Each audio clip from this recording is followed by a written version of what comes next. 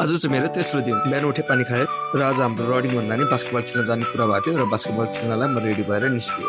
र बास्केटबल कोर्टमा लाइट नपाएको कारणले गर्दा हामी अलि उज्यालोमै निस्क्यौँ। र मेरो साथी राची आउन भ्याउँदिन भन्यो र मेरो भाइ सौरभ जहिले पनि यहाँ बास्केटबल खेल्न आउँछ र ऊ छ भनेर म चाहिँ दौडेर पुगेँ।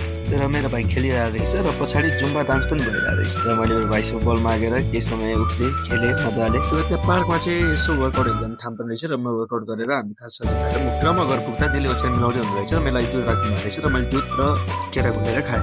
र आज बिहान पनि घरमा मासु पाकिरहेको थियो र म गएर नुहाइ धुवाइ गरेँ र कपाल सुकाउन थालेँ। खाना खाएर म बाहिर कामतिर लागेँ। घर आएर कपडा उठाएर खुट्टा यति दुखिरहेको थियो कि म हिँड्न नि एकदमै बिस्तारै हिँडिरहेको थिएँ। र रेडी भएर म रनिङको लागि निस्केँ। मेरो साथी बाहिर बसेर कुरिरहेको थियो र भवनमा पुग्यौँ र स्वयं कोर दौडिन थाल्यो। र धेरै हिँडेर हो कि के भएर हो मेरो खुट्टा एकदमै दुख्न थालिसकेको थियो र मलाई हिँड्न नै गाह्रो भइरहेको थियो। र बिस्तारै बिस्तारै भए पनि हामी पुग्यौँ र माथि चढ्यौँ र माथि गएर मेरो खुट्टालाई एकदमै हल्लाएँ मैले। र मेरो साथीले झन् यस्तो हिँड्दैन झन् दुख्छ भनेर हामी माथि पनि चढ्यौँ र माथि चढेर सास लिएर मजाले रङ घुमेर हामी फेरि तल झऱ्यौँ।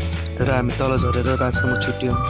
र मेरो खुट्टा अब अति नै दुखेर म हिँड्न नसक्ने भइसकेको थिएँ र मलाई डर लाग्न थालिरहेको थियो के इन्जुरी पो भयो कि क्या हो भनेर।